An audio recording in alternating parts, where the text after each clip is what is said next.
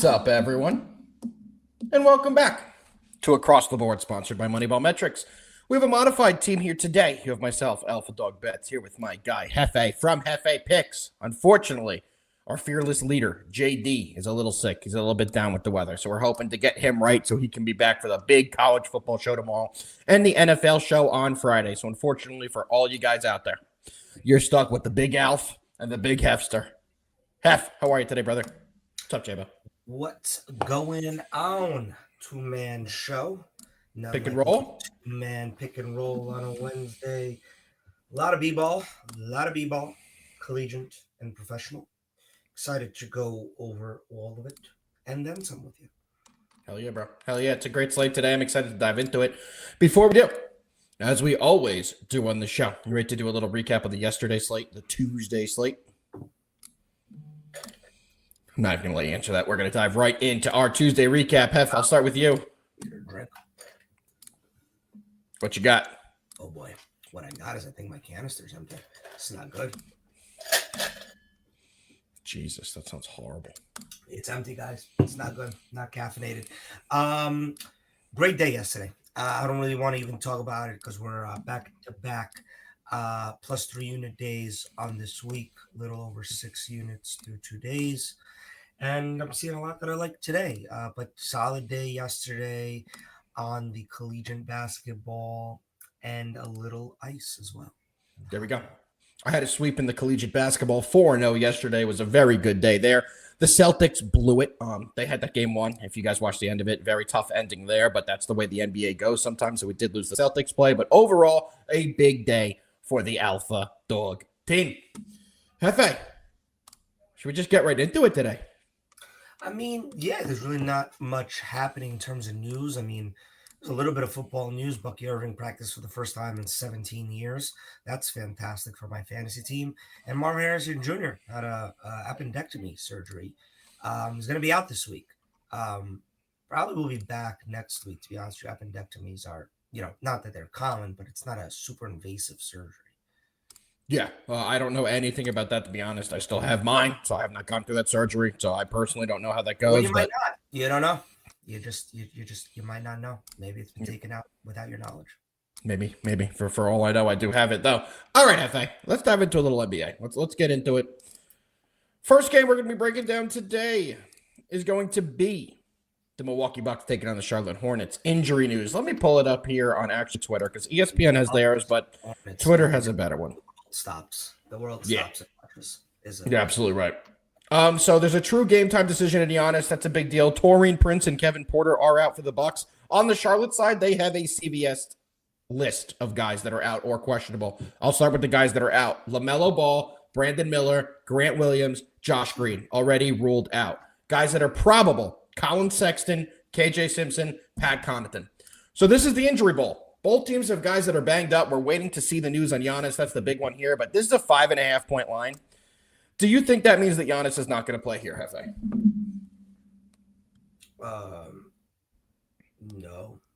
I think this is a trash team in Charlotte that I honestly couldn't care less if they had all those players you said were out. I think this line would still be somewhere around here. Charlotte sucks. Not much more I could really say about that.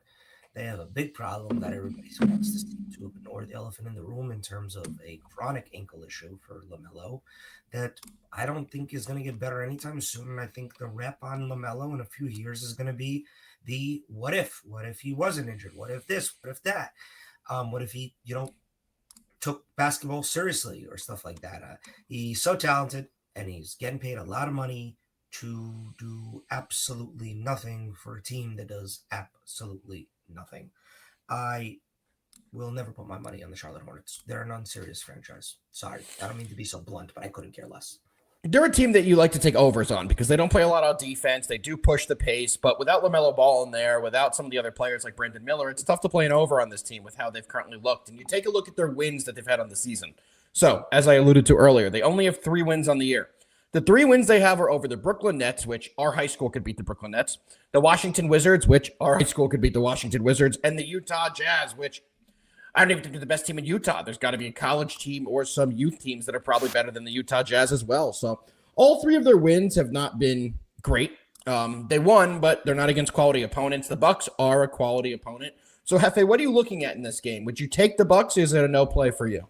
No play. I don't really care for injury bowl games. I think those are just you don't really know what you're getting. I mean, even if Giannis plays, you don't know what percentage of Giannis you're getting, and you're It's been like pretty that much every day, though, with him. Every game he's listed as questionable. that's This is like why an every I night kind of thing. don't wager on these types of teams.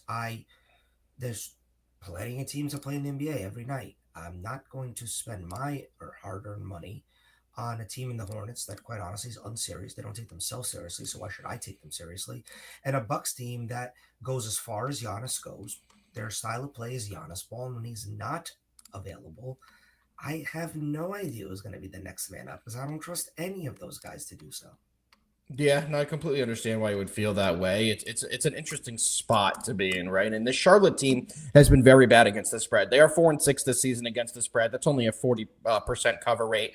Milwaukee has been one of the better cover teams in the NBA. They're covering in 55%, and I am going to be on the Bucks in the spot minus the 5.5. Giannis, no Giannis. I don't think it's going to matter in this one. I think the Bucks are going to win this game by close to, if not double digits, either way. The Hornets are just not a team I fear this year. I mean, the Hornets' leading point scorer this year is LaMelo Ball at 23.3 per game. He's not going to be in the game tonight. LaMelo is also the team's leading rebounder at 7.8 rebounds per game. That's an issue when you play a team like the Bucks, especially if Giannis is going to play, because they have Miles Turner. They're going to have Giannis down there. They have some big bodies, and this team can't get a rebound. When you take a look at assists per game, that's also LaMelo Ball. So their statistical leader in all three major stats is not going to be playing tonight. I do think that is a big deal. Give me the Bucks. I think they get it done rather easily in this spot. All right, Jefe, I have nothing to say. Go ahead. Big two-game stretch here against the Floridas for the Knickerbockers. You got the Magic today. You got the Heat on Friday. Heat already won the Knicks loss, so I think they'll be getting up for that one. What I like about this game is that they did the reverse rest. They let players like Mitch rest. Yesterday, this is back-to-back for the Knicks. They took care of business against the Grizzlies. Too close to call in the fourth quarter, honestly. The Knicks should have won that game by 20 or more points. They ended up letting the Grizzlies actually get it back to 12 points in the fourth quarter. Starters had to come back in. It wasn't a great fourth quarter, but I like how they acknowledged that in the post-game pressers. Moving on to this game, look, Orlando Magic are in the midst of still trying to figure it out this year.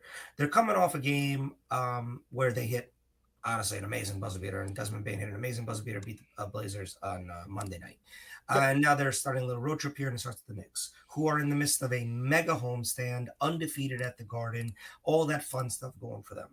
I'm going to tell you this much right now. I will not be taking the Knicks -4. This is not a good Knicks line, in my opinion. You don't think so? Nope. This is not a good line. It's too easy to take Knicks -4. Do I want the Knicks to win minus by 5 or more points? Do I think they can? Absolutely. This is giving close game. I can see this being a Knicks 2-3 point win. This is going to be a good game, guys. Teams get up for the Garden. They just do. Players get up for the Garden. They just do. That's what happens. I think that the one thing that I could really rest on and feel good about is that Mitch didn't play last night. He's going to be rested, ready to go today in a game that I think we're going to need is a rebounding, especially offensively. I like the matchups for Carl tonight. I think Brunson could have some issues. Desmond Bane's a big body boy. He's big. He's just a big body, stocky player. I think Bronson could have some issues, especially down low. And the one thing that I'll say is OG had his worst game of the year last year, and today Last night. Sorry, and he'll be the primary defender on Paulo Banchero, who's the Magic's best player right now. Magic's best player, period. I feel good about that. I think the Knicks win. I would love this number to come down a little more because I'm just not crazy about the Knicks winning by 5. Well, here's the thing. The Magic are the sixth worst covered team in the NBA. They are currently only covering games at 35%. They're 4-7 against the spread this year. They've done terribly against the spread, to be completely honest with you. And one of those covers was last game on a buzzer beater fadeaway crazy three by Desmond Bane. So realistically, take that out of the picture. They've not been able to cover a ball game. You take a look at how the Knicks have done against expectations this year. The Knicks are top 6 in the NBA at covering at 70% of their games, guys. They're 7-3 on the year. And I do believe they've covered in every game at home. So when they're home, they cover games. They're undefeated at doing that this year. Against the spread average, the Knicks are beating the line by 3 points per game. That means, for example, if the Knicks are favored by 5, on average, they win that game by 8. They're covering by a full 3 points. Orlando, against the cover, they're minus 4.8, guys. So let's say they were favored by 5 points. They're winning these games by a point. Even less than that. That's a real bad number to use an analogy. Let's say they won by 6, then they are favored by 6. They're only winning by 1. So there's about a 5-point discrepancy there. The Magic have been very underwhelming this year, Jefe. They're coming in 5-6. This was a team that was supposed to be really good. They just went out and got Desmond Bane. Are you worried about the Magic this year? Do you have faith in them turning it around and being a contender in the Eastern Conference? No. I really never considered them a contender, to be honest with you. I think they are exactly where they should be. They are a team that 5-6? Yeah, I think they're right there where they should be. They're basically a 500 team. I don't see anybody pressing the panic button in Orlando right now. If they were like 1-8, that'd be a panic button. But well, I don't think it's a panic, but I think they were definitely expected to be significantly better than where they are right now. We're only 11 games in, I know, but under 500 after the first 10 games. I also don't think they're going to have a big game tonight. You know, they could be falling back in the pack pretty early. I guess, but I'm not concerned because the East is a mosh pit. They're right where I think they belong, just like I think the Pistons are not going to continue their winning ways and return to the pack, and just like I think the Cavs will return, move up, and all that Cavs stuff. are 7-4. They're not doing that bad. I think the Magic are just, they're 5-6. I'm trying to find what their losses are against. I mean, they got a loss. I can pull it up here. Hold on. I got it here. They lost against Boston. They got a loss against Atlanta. That's probably not a good one, but I can't remember if Trae Young played in that one or not. He did not play in that one. He was out. They got a loss against the Pistons, who are a good team. A loss against the 76ers, who are a good team. A loss against the Bulls, who are a good team. Another loss to Atlanta. Okay, Atlanta has their number. That's obvious. Note to self. But you're right. I guess what I'm saying is the teams that they should have beaten, they've beaten, and the teams that they should have lost against, they lost against. Tonight is one of those games where I think they're probably gonna be losing against. Their issue is they're scoring 115 and they're giving up 115 on defense. They're not playing great defense right now, and it might be a small subtraction from their team over the offseason that nobody really read into. But Kentavious Caldwell-Pope's a fantastic two-way defender. And when you get rid of him and you bring in Desmond Bane, who is a much better offensive player than KCP is, but worse on defense, especially switching and just because he's smaller, that's where my concern lies. They got rid of a wing defender. Jalen Suggs should, in theory, take over that spot because he was injured last year, but he's not right now. Correct. They're struggling on the defense, not the scoring. Correct. Their shooting percentages are fine. I think Banchero could be better. And Wagner. I mean, they gave Franny a lot of money. A whole lot of money. What are his stats on the year? Let's pull up how Franny has done. Also, guys, you can see on the screen. Right now. He's averaging 22. He's averaging 22. That's not bad. It's not bad. It's not bad. Banchero, honestly, averaging 23. Not enough. See a little more. Not enough. And he's been bad. He can't hit a free throw. What's his free throw? I'm going to look that up. What is Paolo Banchero free throw percentage? Because every time I watch them play, he is bricking every free throw, man. It's killing me. Really, I don't want to make this into a Orlando Magic depth chart breakdown type of situation, but this team has zero, and I mean zero depth. Nothing. Nada. Not one person that I am looking at this bench that gets top tier minutes. I can honestly say I'd consider a great role player.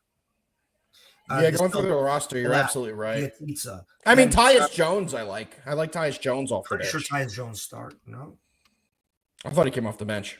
He might be coming off the bench, and you're 100% right. Both Jones brothers, honestly, made a fantastic little career for themselves in the NBA Yeah, as you're right. fantastic point guards off the bench. High basketball IQ, low turnovers, high intensity guys. I love both of those brothers. And you can see on the screen right now, Jefe, we have brought up our good partners over at BetQL. They are our sponsors for I tell anything you right you want now, to dive do into not data. read into that 5-star.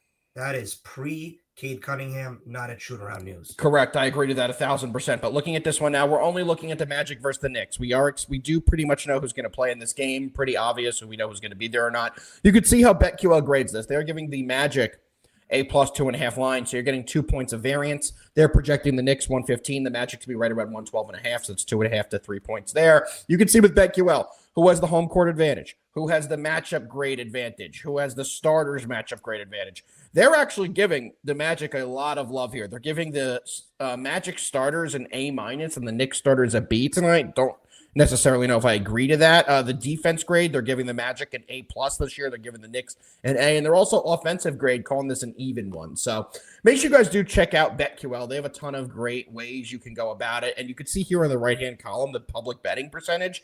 Looks like 90% are on the Knicks on the spread. That's exactly what I have too when I checked on BetMGM, so stuff to notate there. But you guys could see where BetQL has their advantages today. They have the Kings plus 3.5 as a big advantage over the Atlanta Hawks. I'm just going to pull this one up quickly because it's a 5-star. We like looking at the 5 stars. And they have the Kings winning by 2. The Kings are a dog tonight, and they have the Kings winning by 2. So that's an interesting one. The Hawks have not been exactly great without Trae Young. On a back-to-back. Correct, yeah. And they played late last night, too. So this isn't a late game, but Atlanta has to go out to the West Coast. They have the Pistons tonight on the bet analysis. Let's see why. They have the Pistons being favored by 3.5, and they're plus 1. A lot of that I do think has to go due to the Cade Cunningham. He's not officially been rolled out, but he hasn't been in shoot-around. The Mavericks, you can see here, they have an advantage, and Jefe. That's a game we're going to be talking about in a little bit, and I do want your opinion on it, so I'm going to come back here to the stream. Oh, that's one I definitely want your opinion on, because I know you're a big new coach. You bet that team, but this is a different type of situation. Let's move on. I am going to be on the Knicks on the money line in a parlay today. I haven't given it my bet. I just realized that. So I am taking the Knicks in a parlay. They are the first leg. Should I wait till best bets, think about the second leg, or should I just give it out now? What do you think, Jefe? Just give it out. Just give it out now? Yep, That's probably a good idea. So, see, this is why I hate the NBA. Like, in doing this show at this time with the NBA, we're about to talk about the Mavericks Suns, right? And it's like, at this moment right now, 12:15 East Coast, Anthony Davis is an absolute game time decision. Mm-hmm. Also, my parlay is the Knicks and the Thunder plus 115. Oh, God. 11-1, never going to lose. I want to know a crazy stat about the 11-1 Thunder through 12 games. Shai Gilgeous-Alexander has only played in 6 fourth quarters. Next game that you want to go over, we'll go with we were going to do the Bulls and the Pistons next, but we can cover the Suns versus the Mavs here. That's what we're just talking about. Bulls, Pistons. It don't matter. All right. It's just impossible to talk about. Just going in order. Well, that's what I wanted to talk about was the injuries. You're going to play this early, maybe in the Chicago side, expecting Cade not to go. But also, even if Cade doesn't go, would you potentially still take the Pistons in the spot? 4-1 at home, 9-2 on the year. The Bulls have started to regress a little bit since their strong start to the year. The Bulls have lost 4 of their last 5 games. Pistons are winners of their last 5. The Pistons have been unbelievable. They're actually winners of 7 consecutive games. So what are you looking at between the Pistons and the Bulls? I know Cade didn't go through a morning shoot-around, but Pistons are a pretty well-rounded team. I mean, they are, but no Thompson, no Tobias Harris. Jalen Duren did not go through shoot-around. Cade Cunningham did not go through shoot-around. And then on the opposite side, Chicago, Josh Giddey, questionable. I'm losing both of the best players on each team to questionables right now, and you want me to pick a side? I might as well just throw a dart there or just wager on a random D2 basketball game that I know nothing about, because that's how much knowledge I know about this game right now. I will not settle for putting my hard-earned money on games that just I'm literally, I hate to use this word, gambling on. I don't even know who's playing. And it's not like we're talking about ancillary players. Correct. We're talking about the best 2 players on each team. So in theory, those 2 players should cancel out, even though I think Cade is better than Giddey. But am I going to put my hard money and trust into who's the Pistons' second best player? I honestly, I don't know. Duren, but he's not. Like, is that what I'm doing right now? Or am I going to put my hard money on Vucevic? Hell no. I mean, you have a Sore Thompson. He's been great for them this year. He's averaging 14 a game. He is out. I know. You're just saying the other players they have going through the roster here. I'm saying. Cool. It's tough. It is tough to take a bet on this game, especially with the NBA. I mean, there's a lot you have to do. But Duran's not out yet. They were not seen participating in shoot-around. Duran was probable for this game. He's been downgraded to questionable, but that doesn't mean he's out. This is one I do think you're going to have to wait on to get more lineup information. And that's the case with a lot of these NBA games. But this one in particular, I think it is a good idea to wait. I would lean taking the Pistons either way if they don't have these guys too, because the line's going to move and then you'll get a better line on them as well. But the Pistons do have some guys on this roster that'll have to put up some bigger minutes tonight. A guy like Karis LeVert, who went there in the offseason, he needs to have a big game. Tobias Harris is kind of, I don't want to say revitalized himself, but he's not having a bad year. He's averaging 14 points a game and 6 rebounds. Now that he's not a max player, I think, you don't have to expect the major games that he's had. And Duran's averaging 20 points a game as well. So if they don't have Duran and Cade, it is tough. But I do think you have to wait for this one. You do have to wait for the injury news because this one just has so many different players that are injured, and we don't know if they're going to play or not. All right, Jefe, let's move on to the Suns and the Mavs. This is one I think we want to talk about because, obviously, the Mavericks firing Nico Harrison. They're getting a fresh start. Anthony Davis and Derek Lively are true game-time decisions. Dante Exum and Kyrie Irving are out. On the other side, Jalen Green is out for the Phoenix Suns. The Mavs are home tonight. You've always had a theory, Jefe. When the team fires the coach, that is the time you want to bet them because they're going to play hard that first game. I know it's not the same situation here, but they fired the GM and somebody they probably all wanted to get rid of. Let's be honest here. Nico Harrison was probably the most hated general manager in professional sports. Don't you think, Jefe? The most hated. Not one of. That's what I said. I think he was the most hated. Like the most ever hated pariah. And I'll be honest, we'll probably still never know whose fault this whole thing is, but it's just also a little bit of a panic move from the Mavericks ownership, just really giving into fan chatter. I think it was the right move. It just came too late. Just a few months ago, people were praising Nico. Oh my God, traded Luka, got Anthony Davis, sucked enough to somehow get the first round pick. Now they get to rebuild. And then something happened totally out of his control. Kyrie got injured. And when you lose one of the best point guards in the NBA, which Kyrie still is. I don't think that's why he was fired. Well, then why do you think he was fired? Because Anthony Davis can't get on the court.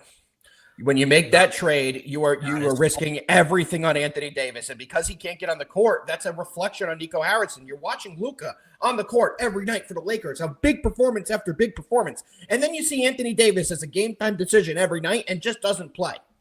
Well, how many games in a row has Davis missed now? Let's take a look here. The last game he played was last month. He hasn't played since the 29th. So I definitely think that has something to do with it. When you go all in, and bring in a guy like Anthony Davis and trade the face of the franchise in Luka Doncic, the guy you traded him for better be good. He better step up, and Anthony Davis hasn't been. What happened last year, Jefe? What happened the first game that Anthony Davis played for the Mavericks? I think he dropped like 20 points in the first half, and then never played again. And then he got hurt in the second half, and we didn't see him forever.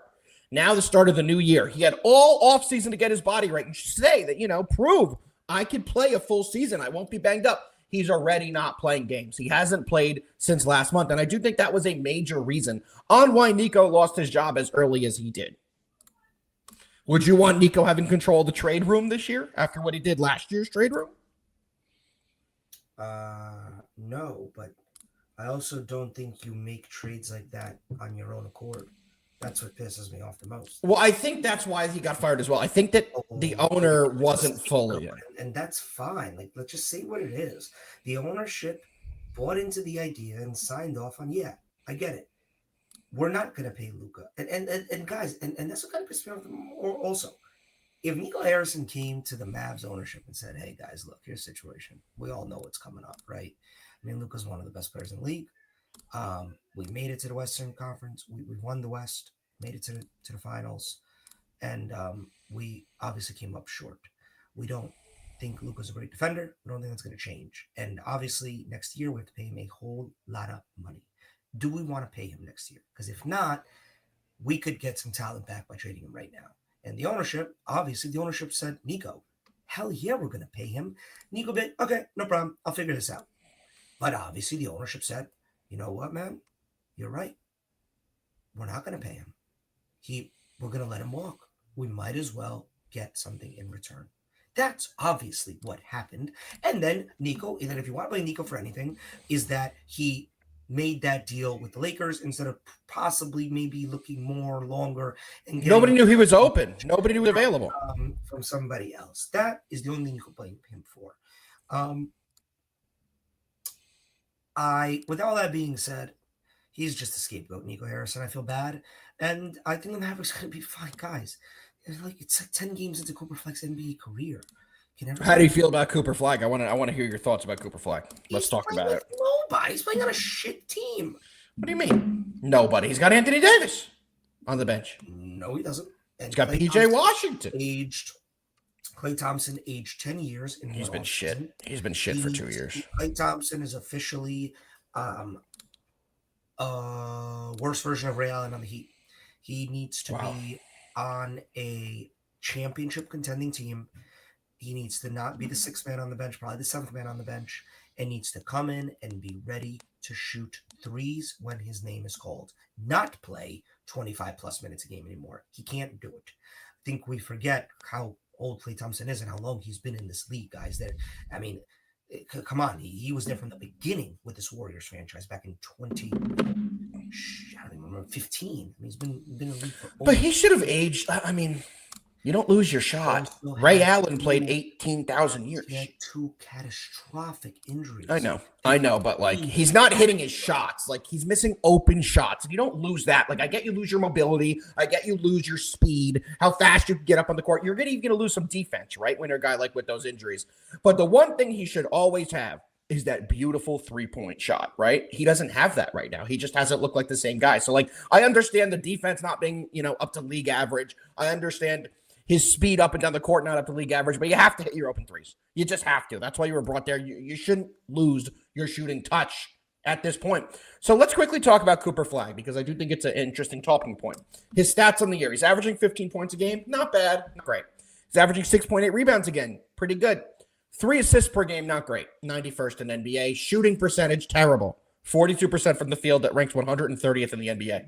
His 3-point percentage, 26%. Not very good. So, I mean, his free throw percentage has been good, 88%. That's good to see. What are your early thoughts on what's happened so far? And I think I know where you're going to go with this, but I do think it's a good talking point. Do you think Cooper Flagg's going to be fine? Do you think maybe VJ Edgecombe could be the cream of the crop in this class? Because he's been fantastic. What are your thoughts on the rookie class so far, specifically with Cooper Flagg? Too early to tell on anybody, to be honest with you. I even see things that are like that makes maybe.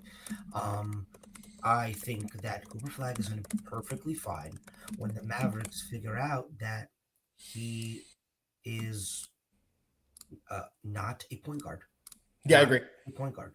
He needs to, maybe he can be, but not right now. I think we're so quick to do what we do in football and basketball, and it's not the same sport. Basketball is truly a developmental sport. These guys are drafted at 18, 19 years old, max at the top of the draft. And they are expected to go head-to-head, not versus like talent anymore, but against adults who are way more developed and talented, especially in an NBA, in a sport that has a lot of one-on-one aspects to it. In football, it's so different, especially in football, it's different where a rookie, a few games in, you could pretty much tell what he's going to be 6, 7, 8, 9, 10 games in for the most part in terms of the impact he's going to have. NBA, totally different. I could even use one of the biggest examples, which is Wembayama, his rookie year. He was good, wasn't great, was not great. Yeah, but he was better than this. Well, I mean, I know it's early, but we're only talking about the early. Brucey with the Juicy is here, dropping in Spurs team total over as his play today. I like that. I definitely think the Spurs are going to put up some points. But Jefe, I agree with you. I would be a little concerned because you're seeing guys like VJ Edgecombe look fantastic, right? VJ Edgecombe came into this league hitting the ground running. He's hitting his shots. His percentages are high. What did he break the all-time record for most points in the first 2 or 3 games as a rookie in the NBA? That's impressive. Cooper Flagg hasn't exactly been impressive. I'm not saying I'd be worried if I was the Mavs fan, but Don't you think they probably expected a hotter start from Cooper Flag to his NBA tenure? Yes, but I think it's not all on him. I couldn't agree more. But do you think the firing of Nico kind of helps? Because I'm sure you saw that Cooper Flag's mom reposted the firing of Nico, saying it's going to alleviate the, what did she say, the pressure or the distractions? That was the word, the distractions. I think what you're going to see, and we could talk about this game as a microcosm tonight, is a energized Mavericks team that is going to really want to come out here and play for the fans. Are you going to take them tonight? Because I am going to take the Mavericks in this spot. Is I think it's very public, the Mavericks right now. They actually have the 55% of BPI is taking Mavericks on the money line, 44 on the Suns. Want me to pull it up on the betting percentages as well? Let me pull this one. Sure. Jalen Green is out for the Suns. Something of a game where Grayson Allen put on a freaking performance like the Suns have never seen before. 10 3-pointers. Money is heavy on the Suns. 70% on the spread, 85% on the money line, which makes me like the Mavs even more in this spot. Just, I understand why the Mavs beat Who the fuck is Tim Kelly? I don't know why. He's the new Giants offensive coordinator. Who the fuck is Tim Kelly? Let me Google it. The Giants have just named their interim offensive coordinator because Mike Kafka's taken over the role of head coach. Who the fuck is Tim Kelly? Pull it up. Now, Tim Kelly. He was the tight ends coach for the New York Football Giants, and the Giants have the worst tight end room in football. Very good. Jameis Winston has officially been named starter of the New York Giants. I was going to say New York Knicks. Of the New York Giants for this week. Jackson Dart has been rolled out. Oh yeah, no, that was announced early this morning. Well, they thought he was probably going to be. Well, Jameis was named the number 2, so you knew that he'd be active. But that means Russ is still going to be on the active roster if Dart is hurt. Yeah. So what are your current thoughts on the? Well, first give me the bet in this game, then we'll talk a few minutes about the New York Giants because we have to. I do think it's a Mavericks play. I like it because it's home. Because they're going to be motivated to play for that crowd tonight more than anything. Suns are coming off a game where they had an unexpected performance from a role player. I don't think that's going to happen 2 times in a row. But somebody from the Mavericks got to step up. Somebody's got to be the guy, and that needs to be the Cooper Flag. Yeah, I guess he really does have to be the guy. I did want to say I do like your Knicks and Thunder parlay that you mentioned earlier. Yeah, it is on my VIP card already. That's something we're definitely playing. One spot that I do not like in the NBA today is the Spurs at home against the Warriors. It is a complete stay away game for me. I agree. These numbers make no sense. The Spurs have won 5 games in a row at home. I think the Warriors have lost like 6 games in a row on the road. And yet it's only a -4.5 for the Spurs at home. Yep. That is giving all the weird vibes of a trap game. I agree. Personally. Any other plays you're looking at from the slate before we talk a little bit about the Giants? Let me just scroll through there and make sure I didn't miss any. I just remember Warriors Spurs. I looked at it, I was like, nope, staying away. Like I mentioned, I do like. Since we started the show, by the way, the Bucks have gone from -5.5 to -4.5. I think you can confidently say that they don't expect Giannis to be in. We could get surprised later, but I don't expect Giannis to play tonight. Yeah, no, that makes some sense to me, honestly. That's really it. I mean, this Nuggets Clippers game is enticing because the Clippers are just not a serious team right now. No Beal, no Kawhi tonight either. But Nuggets coming off a back-to-back. Yep. Staying in the same state, but still a back-to-back's a back-to-back. So I hate taking teams on back-to-backs, even though it's early in the season. NBA is so quick to rest. Couldn't agree more. I couldn't agree more. The games that we spoke about are the games that I like, but I wanted to say that I think I'm gonna tell you on the little lay that you said. Let's cash it, brother. Let's cash it. Quickly, thoughts on the New York Giants starting Jameis, and then we'll get into our best bets of the day. Star Jameis. And here we go. David is here talking about Kelly, the new offensive coordinator. He's been with the Giants since 2024 as a tight end coach. I did see that, David, but guess what? The Giants have the worst tight end room in football, so that doesn't give me a lot of excitement. He also was the offensive coordinator for the Texans in 2021. Woohoo! Woohoo! I got nothing to say about the Giants. My motto is my motto. Go out there and lose, please. Don't get injured. Compete, show me some stuff. Maybe young players get some more playing time so they can either prove themselves or rather prove what they're not. So that your talent evaluation development can continue in the right path. But ultimately, lose games, please. You want the draft I don't want to be the Jets. I do not want to win games that we all know in about 2 months we're going to look at and be like, why the hell did we win that game? I don't want to do that. I'm very much a realist and understand where we are.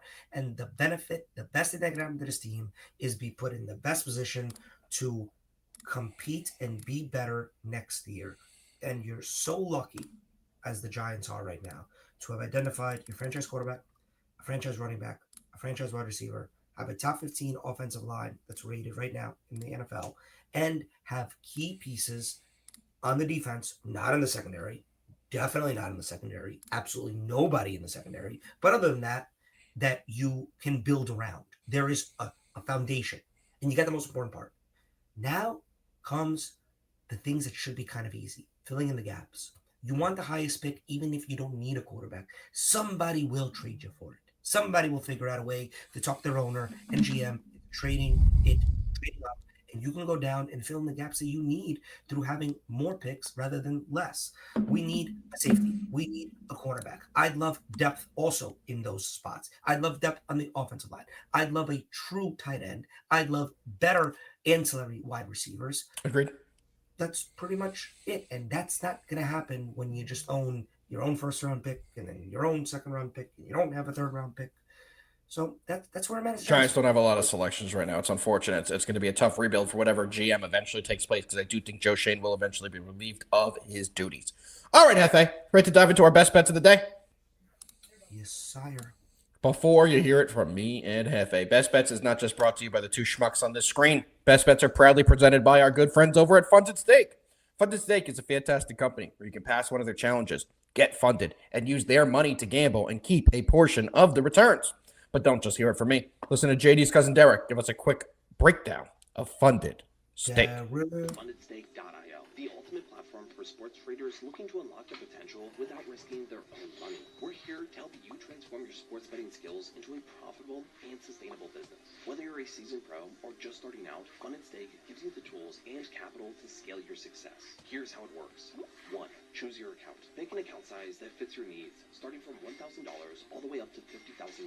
Your journey starts here. 2. Take the challenge. Hit the profit target while sticking to our risk management rules. For example, with a $10,000 account, aim for $3,300 in profit, place a minimum of 25 sports bets, and maintain the required daily and total loss limits. 3. Get funded. Once you pass the challenge, we'll provide the capital for you to trade. You can keep up to 80% of your profits while we take on all the financial risks. At FundedStake.io, you'll benefit from a fully personalized dashboard where you can monitor your trades, track your challenge progress, and place real-time bets on all major sports leagues. Our platform is built for transparency, ease of use, and performance. With FundedStake.io, you can focus on winning and scaling your success while we cover the risks. No financial stress, just growth and profits. FundedStake.io. Bet smarter, scale faster, win bigger.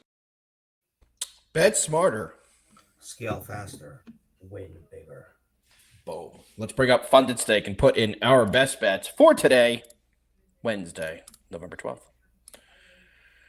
But JD's not here, so remember, I got to do this. I'm not as good as JD, but I do believe I have it up here. Yes. Jefe, trivia. Name these two teams. All right.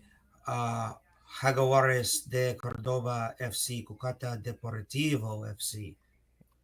As you guys can see, there's a lot that you can bet on. You got the Air Force. You got Long Island University, little LIU. You can see all the different leagues. They have Brazilian NBB. Do I know what that is? No, but you can look on the side here. Brazilian National Basketball. Yes, that's what it is. That is what it is. If you guys are into Brazilian National Basketball, you can check that out. We're going to go down here to basketball. If I could find it. It's up top. We're going to go to the NBA. Hefe, would you like to do the parlay as our collab best bet of the day? New York Knicks, Oklahoma City Thunder, because it seemed like you were also on that. Yes, And you guys can see how easy it is. You can even do parlays in Funded Stake. They make it super easy to use their platform and get yourself funded. We absolutely love them over here, so make sure you guys do check them out. Let's find the Knicks. How did I miss them? Here we are. The parlay, guys, you can currently see the odds are at plus 109. I said earlier you can get them at plus 115. Pretty good odds here. We're going to put 1,000 on it. Place the bet. And there it is. Doesn't get much easier than that, guys. There's so many different sports, so many different leagues. You want water polo? I got the FINA World Championship right here. You want Aussie rules? Don't look at the screen. There's no water polo today, so unfortunately we can't play that. But we got darts. England Premier League darts. If this one comes up with nothing, I'm going to be very... Oh, motherfucker. There better be the Modus. There better be the Modus. Fuck. There better be the European World Tour. No, it better be the Grand Slam. Grand Slam, Luke Woodhouse to the bank over Ricky Evans. He doesn't even have a picture. He doesn't even have a picture. You bet on the guy with the picture. You'll go far in life. How do we know you're not Ricky Evans? Maybe I am. Maybe I will be in the Grand Slam of darts that is happening today. They got futsal, which, by the way, is one of the coolest sports. I really like playing that. Let's see what they have for futsal. It's just so cool. They have so many different things. Yeah, I didn't think they'd have many futsal games today, but you guys can see how cool Funded Stake is. Super easy to use. They have live betting as well. You get rewards. You get free challenges. Make sure you guys take advantage of Funded Stake. They're an absolutely fantastic company. Oh, Jay Day is here giving out Weber State and Utah State. I believe that's Weber State if it's Weber. Over 155.5. No. You are very missed today, JD. When Weber State and Utah State get together. Trivia, where's Weber State? Portland or California. It does. I do feel like it is going to be near Portland, but let's take a look. Weber State. Maybe California. Might be near Oakland. We are wrong. We are wrong. Guess again. Anyone in the chat know where Weber State is? Weber State? Weber State? Is it not on the West Coast? Because I'm really just thinking it's on the West Midwest. Coast. Midwest. No idea. Kansas. Utah. That's what Midwest, right? I know that's Midwest. That's Midwest. Utah's Midwest. J-Bo, no. How the fuck did you know that, J-Bo? I'm gonna say Utah is not considered Midwest.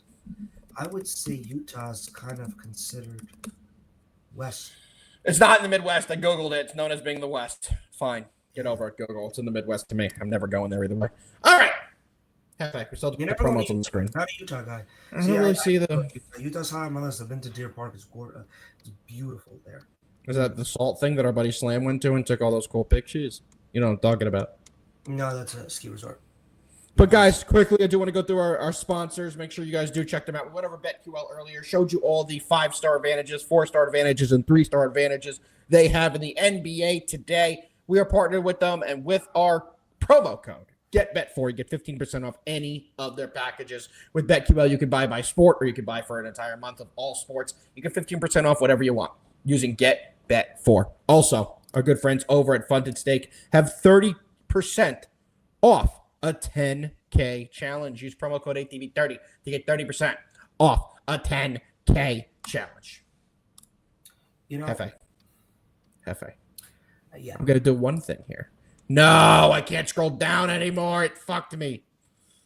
Oh, the system really likes to do that to me. I was going to put out a song and ask you to do the workout hour, but unfortunately, you cannot scroll down without leaving the studio. So I think that's God's way of telling us that's it for today. I give the people either a free Maction play or a free ice play? Ice picks. You've been money on the ice. Money on the ice. I get a text from Jefe every day of a hockey pick. He says, just tell me it's going to win. And they've been winning. I don't bet hockey. That's why he sends it to me before. People are like, aren't you a capper? Okay, Maction for my guy. I like Hector. Oh, J-Bo wants the Maction. Oh, boy. Then you're never going to know about the hockey. Let me go to the Maction because I only wrote the team that I like down now who they're playing. Oh, boy, guys. Oh boy. I know who you're taking with just looking at it. I know exactly who you're taking. I know. Okay, let's see if you know me. Did Jarrett Patterson go to that school? Stetsy boy wants some action too. Who? Jarrett Patterson, running back. No, but Victor Cruz did. Really? Okay, not the school I thought you were going to go with. Okay. That's an interesting one. Do you know what their losing streak is?